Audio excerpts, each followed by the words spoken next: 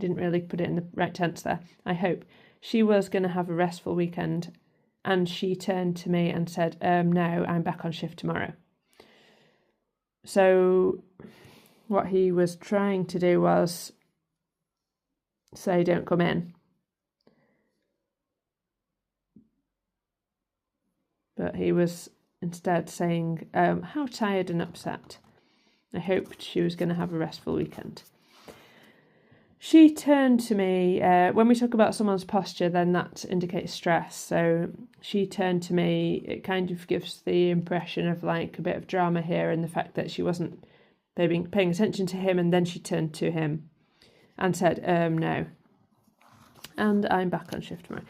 No, I'm back on shift tomorrow, which struck me as being incredible, really. He wanted her to be, this is my word, so I'm just thinking he wanted her to be scared, and she wasn't. The other staff were, very traumatised by all of this. He does a really big smile at this point. The other staff were very traumatised, so not just traumatised, very traumatised. The other staff were, very traumatised by all of this, and then he's like sort of smiling and laughing, crumbling before your eyes, not their eyes, not his eyes, almost, so lack of commitment to this statement. And she was quite happy and confident to come into work on the Saturday.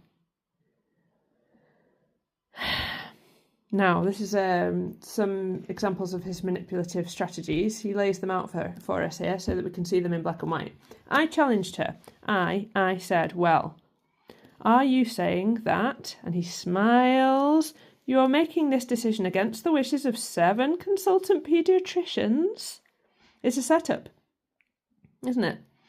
And she said yes. So he's getting her to admit that she's going against advice of higher up people. And by coming into work. And I said, well, if you're making this decision, he was smiling again in this part, are you taking responsibility for anything that might happen tomorrow to any other of our babies? And she said, yes.